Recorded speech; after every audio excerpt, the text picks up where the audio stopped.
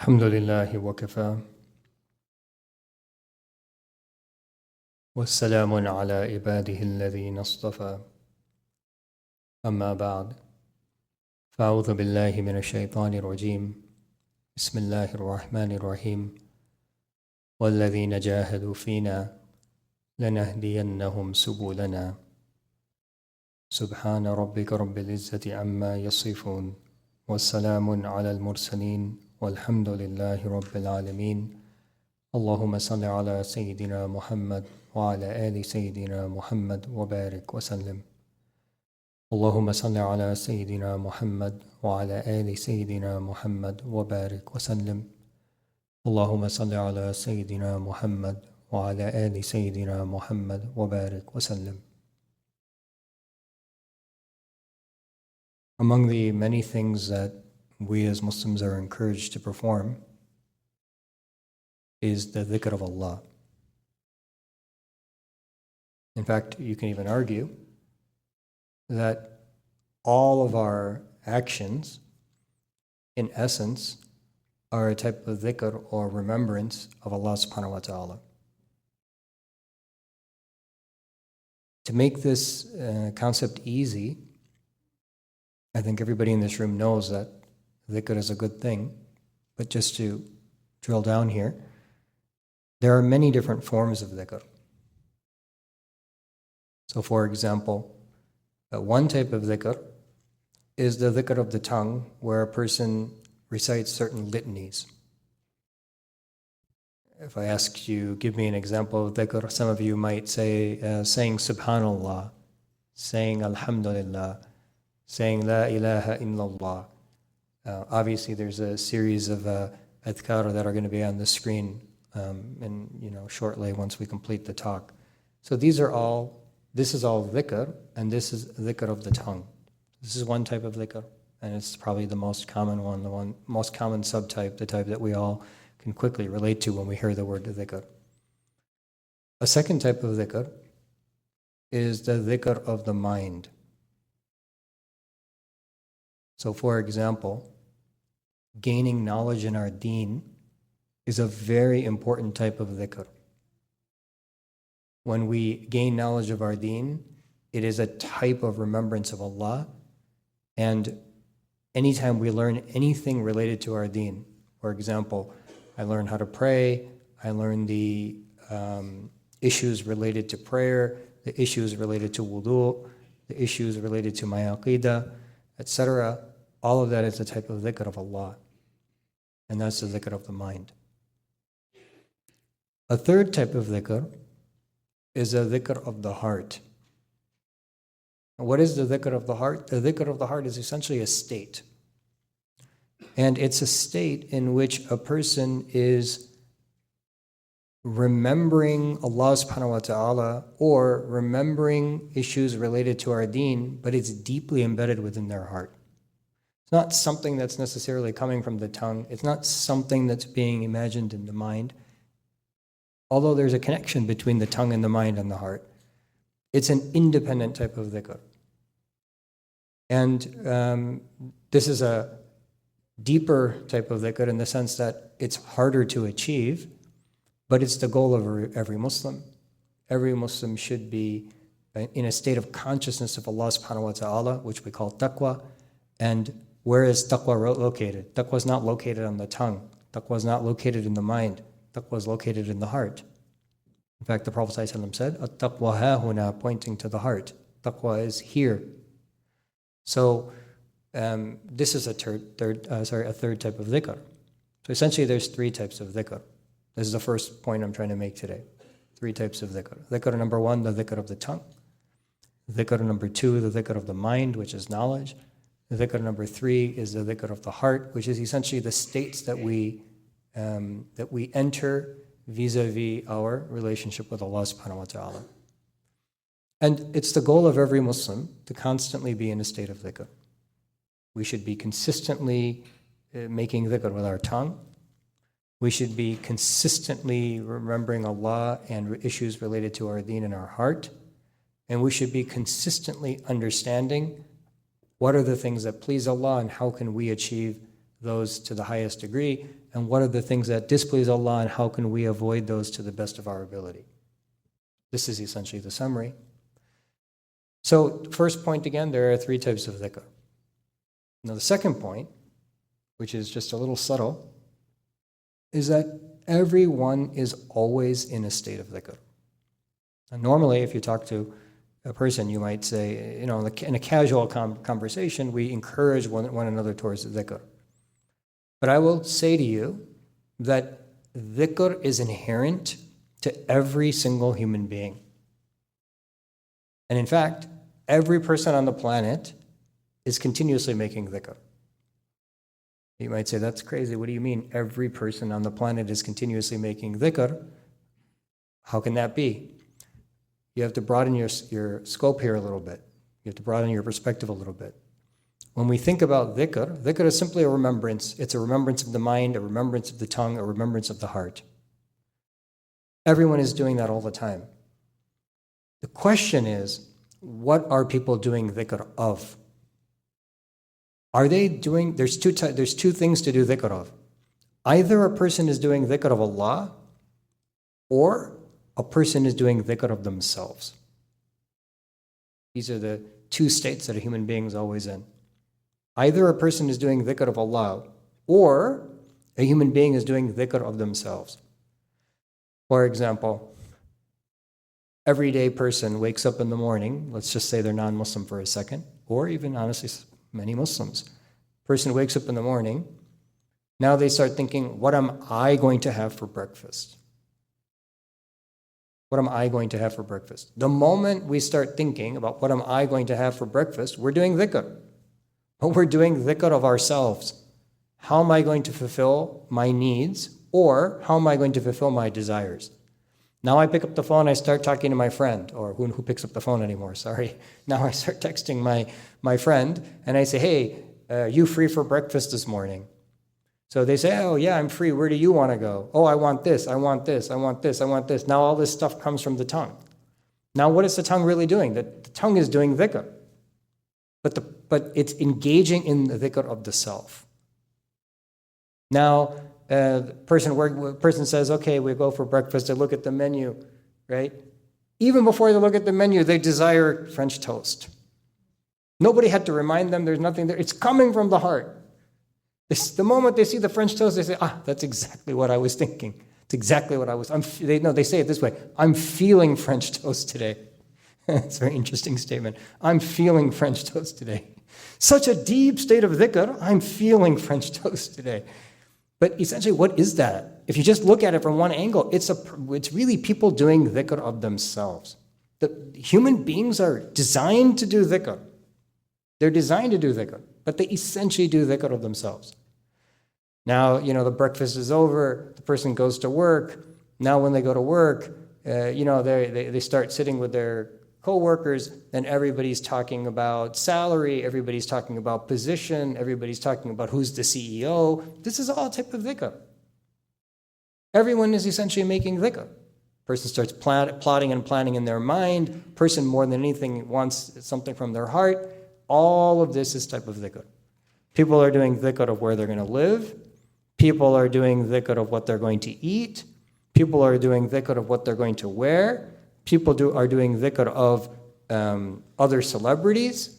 People are doing dhikr of the life that they imagine themselves to live. And what happens? That dhikr drives them. It drives them to go half an hour to get breakfast. It drives them to stand half an hour outside of the breakfast place because there's a long line. It drives them to save up, and stretch as far as they can to purchase the next thing that they desire. It drives them to cry when they were trying to get a house, but their bid didn't get accepted. How many emails like that do I get? They're crying. They're literally crying that their bid didn't get accepted, as if there's no other house. Okay, I get it. I mean, it's a human reaction, but the point is, what's generating such powerful movement of a human being for half an hour, stand in line, go get this, breakfast, go buy this, want to do this, thinking about this, checking this. What's driving all of that? It's the dhikr. It's the dhikr of what though? It's the dhikr of the self. It's me, me, me. What do I want? What do I need? What do I hope for? Why can't I have? Islam breaks the shackle of the dhikr of the self. That's another way to look at Islam. Islam breaks the shackle because when a person does dhikr of themselves, they become shackled to their desires. Now I'm shackled to what I want to eat. I'm shackled to the lifestyle that I expect to live. I'm shackled to the place that I think I should be, the house I should be living in, the neighborhood I should be in. I'm shackled to all of these things. I bind myself and I get caught up in the dunya. What does Islam do? Islam has the key to those shackles. Islam reminds us that we should be doing the dhikr of Allah.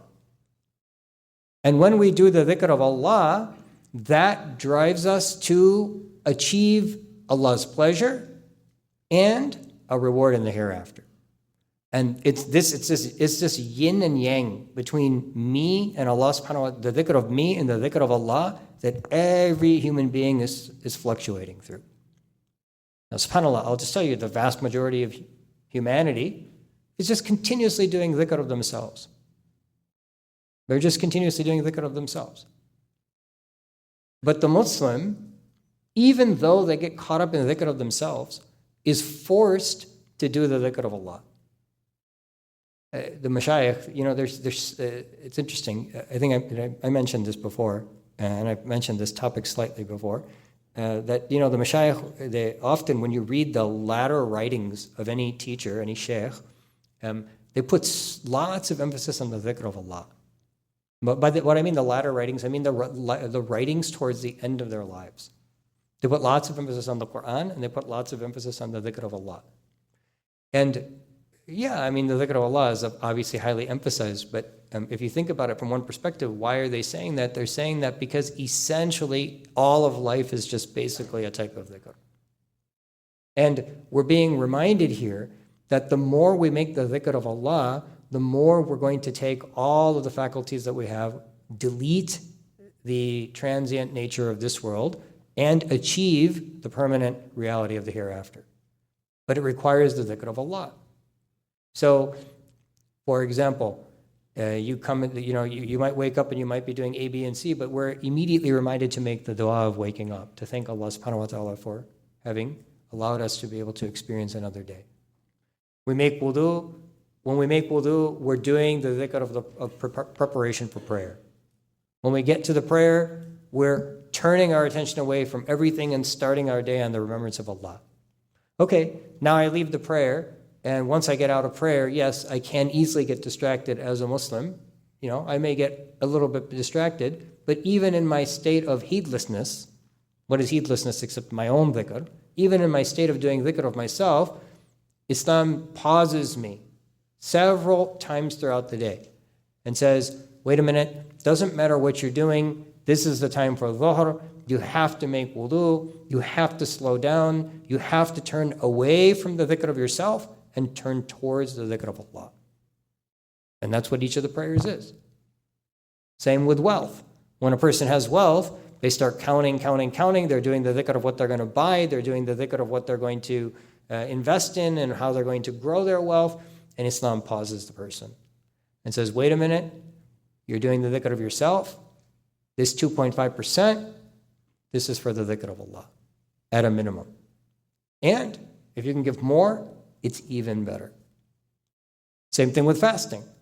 We're used to this routine where we think about food. In fact, most people revolve their lives around food. It's all revolved around breakfast, then one lunch, then dinner, and how am I going to fill the time in between? And all of that is paused when a person fasts, and they're reminded to do the dhikr of Allah instead of doing the dhikr of their desires in their stomachs. From so many angles, you'll see that within the deen, obviously the whole deen is a dhikr of Allah, but it is so beautifully established at a cadence that allows every Muslim to reset themselves. This is the challenge for all of us to keep in mind. When we engage in anything, we should remember that everything is a type of dhikr. And the only question is, what are we doing dhikr of? Now, why is this so dangerous to do the dhikr of ourselves? Obviously, because when we do the dhikr of ourselves, we end up losing sight of the greater reality and becoming hyperfixated on me, myself, and I. That's what the dhikr of Allah, that's what the dhikr of the self does. And I'll tell you that there are many diseases of the heart. For example, envy is a disease of the heart. Pride and arrogance is a disease of the heart. Conceit is a disease of the heart. But all of these diseases are essentially expressed when a person does dhikr of themselves and leaves the dhikr of Allah. And if you just listed for me every disease of the heart, I'll tell you that the cure for the vast majority of the diseases of the heart is actually just the dhikr of Allah, because they arose due to the dhikr of the self. I'll give you one simple example and we'll cap this off. For example, let's take arrogance. Why would a person become arrogant? Okay, babies aren't inherently born arrogant. I don't think I've ever heard anybody look at a baby and say, he's really arrogant or she is really arrogant. That's not how babies are born.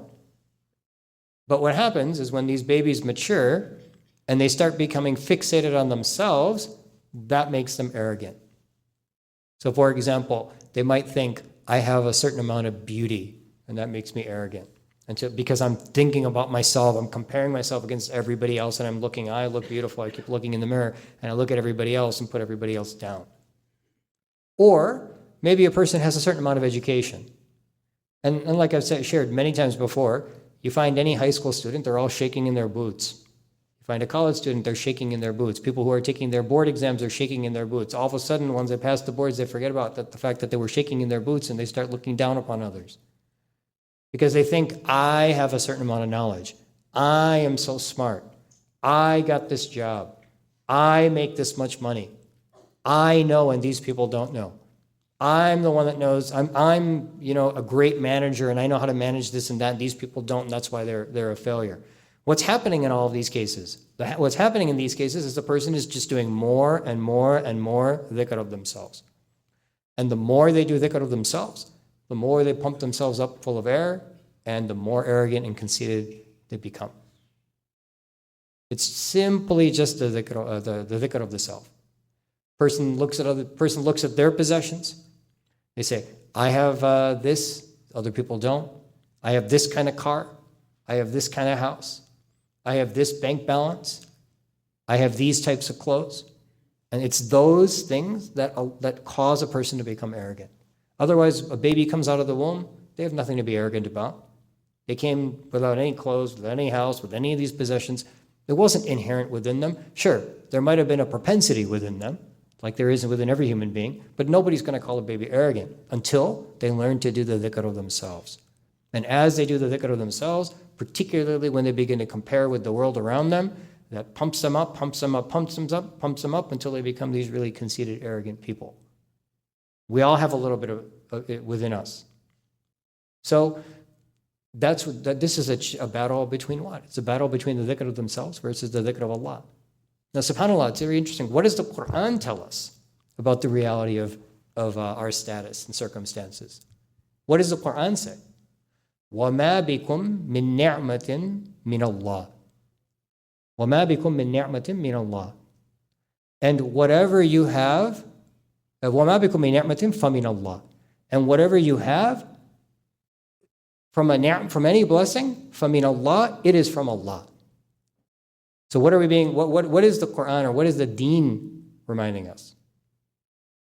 The deen is reminding us that whatever you think you have, pause and recognize that it is only from Allah. And that's a type of dhikr. So maybe I have some beauty, but that's given to me by Allah. Maybe I have some wealth, but that was given to me by Allah. Maybe I have some academic prowess, or I'm a good trader, or a good businessman, or a good architect, or a good engineer, or a good lawyer, a good physician, whatever it might be, but that's all from Allah. So Islam is reminding us that rather than do the dhikr of yourself, you need to remember that all these blessings are from Allah. And you should be doing the dhikr of Allah, or we should be doing the dhikr of Allah. And that is the cure to that disease. What's the cure to pride and arrogance? The cure to pride and arrogance is to remember that everything only comes from Allah, which comes through the dhikr of Allah.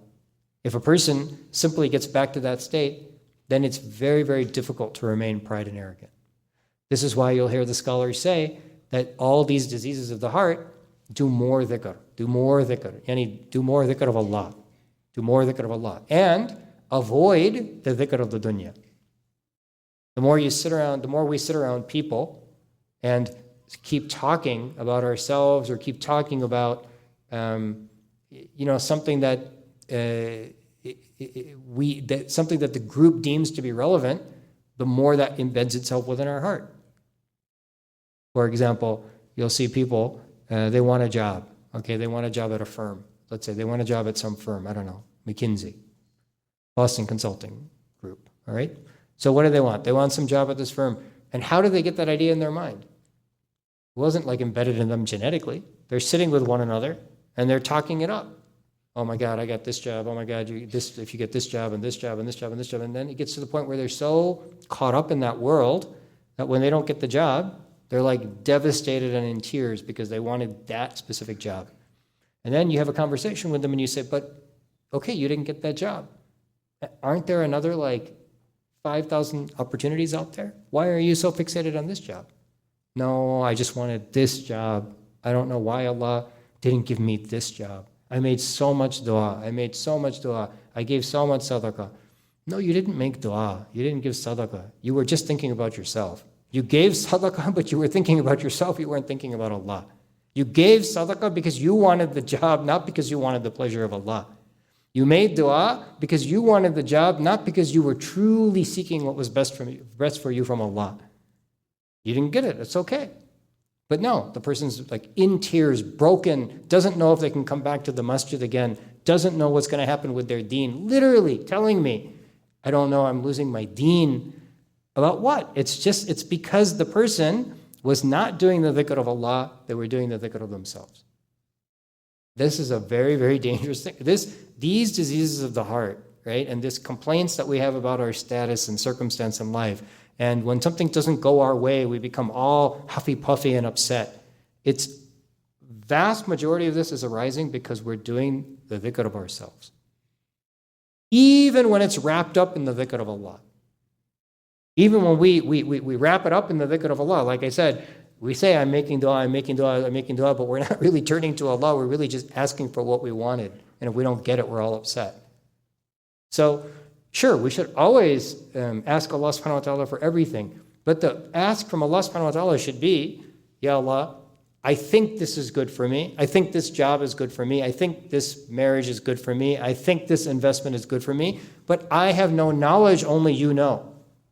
And I don't decree, only you decree. And I don't want anything except your pleasure. So if this is good for me, give it to me. And if it's not good for me, just get rid of it from me because I don't care about it. I care about you, Ya Allah. That's a completely different attitude. It's a completely different attitude. People come to me and say, I'm doing so much istikhara. You don't know how much istikhara I did. I want to marry this one person. I said, that's not istikhara. That's not istikhara. That's you imposing your will on Allah subhanahu wa ta'ala. Na'udhu billah. You're telling Allah what should happen through this masquerade of istikhara. I don't care what dream you had, you were on the beach and the wind was blowing and all this. I get the most interesting stories, subhanAllah. I make them up myself too. We're all human beings. But the point here is that, look, everybody's doing dhikr, but the Muslim learns to do the true dhikr of Allah for the sake of Allah, because they want Allah's pleasure, because they want to avoid Allah's displeasure. Otherwise, it's just the dhikr of the self. And subhanAllah, like I'm saying here, I'm trying to establish a spectrum. One edge of this spectrum is the vast majority of humanity, which basically 365 days a year, 24 hours a day, is just doing the dhikr of themselves. Where am I going to have breakfast? What am I going to wear today? What are people going to say about me? How can I fulfill each and every one of my desires? And the world plays their song. They're dancing to that tune. That's one extreme. And then there's the opposite extreme. By the way, this extreme is the people who are doing the dhikr of themselves. Then there's the opposite extreme. Those are the people who are doing the dhikr of Allah. The people who are doing the dhikr of Allah are pursuing Allah for the sake of Allah, with their tongue, with their hearts, with their minds. And then you got these people in the middle, that's us. There's these people in the middle. They know they should be here, but half the time they're back here. And then they wrap it up in this Islam, right? So they wrap it up in all these halal food options. They wrap it up in this istikhara of what they really want. They wrap it up in Islamic financing, right? The question when all these things are here, the way we talk and the way we live is, are we really just doing the dhikr of ourselves, wrapping it up in some sort of like pretty wrapping paper? Or are we really doing the dhikr of Allah where we are seeking the pleasure of Allah and not our own pleasures? There's a difference. And that's the challenge of every Muslim, to understand the spectrum and to ask themselves, where do I fall on that spectrum? And how can I get myself to truly do the remembrance of Allah? And the test, by the way, the test is in what happens in life. You know, like I said, I gave you the example.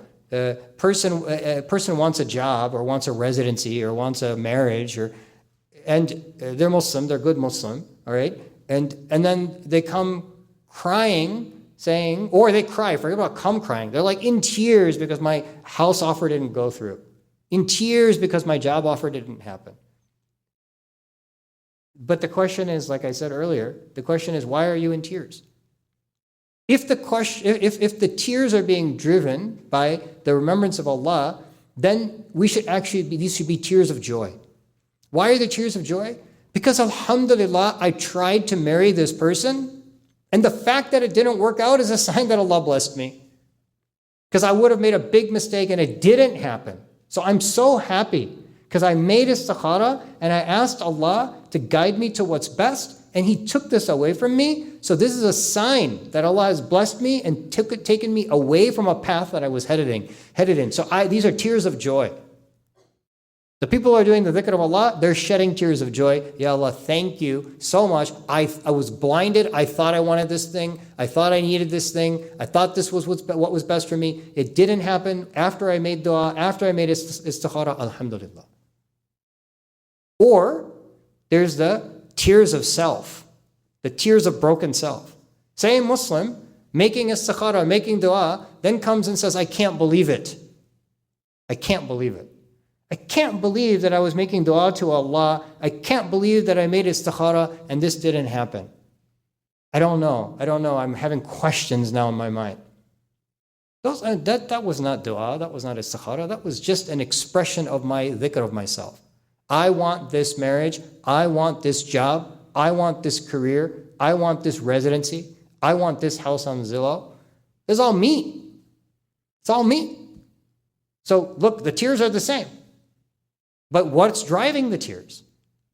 What's driving the tears? Is it me and my broken desires that's now causing me to cry at the most silly thing? I understand it's not so silly when you're in the middle of it, but silly in the greater reality of the scheme of reality? Or is what's driving my tears the remembrance and the true dhikr of Allah? So this is the spectrum. And alhamdulillah, we're not at this far off spectrum where we even have no clue. We're just every day just trying to pursue our desires and wondering how the world can serve me, because that's one extreme. But we have to get to this extreme, which is everything is only for the sake of Allah. Everything is constantly for the sake of Allah. And sure, where are we permitted to do dhikr of ourselves? We're permitted to do dhikr of ourselves when it comes to our needs. For example, I need to eat 2 meals a day, whatever biologically, however much I need to eat, then I can do the dhikr of myself and say, where am I going to get this meal from? But even in the context of that dhikr, I still have to ask the question, is this halal and is this meal pleasing to Allah? There's some room for the dhikr of the self, but it's very, very tightly regulated by the deen. And the sunnah is even more tight. minimize the food that you eat, minimize the possessions of this life, minimize the pursuits. Seek just what you need and move on. Be in this world as a traveler. Be in this world as a traveler. So this is the spectrum of dhikr. Everybody on the planet is always in a state of dhikr. The question isn't, are you in a state of dhikr? The question is, are you in a state of dhikr of yourself? Or are you in a state of dhikr of Allah? And this is what every Muslim is being challenged with. And subhanAllah, the beauty of this deen is that it reminds us to be in continuous dhikr of Allah. And through the continuous dhikr of Allah, it frees us from the shackle of our desires and allows us to be able to disengage from the deception of this dunya. May Allah subhanahu wa ta'ala make us amongst those who are continuous in our dhikr of Allah. May He protect us from being absorbed in the dhikr of ourselves. And may He protect us from all the diseases that arise when we become fixated on our own lives. Wa akhiru da'wana anil hamdulillahi rabbil alameen.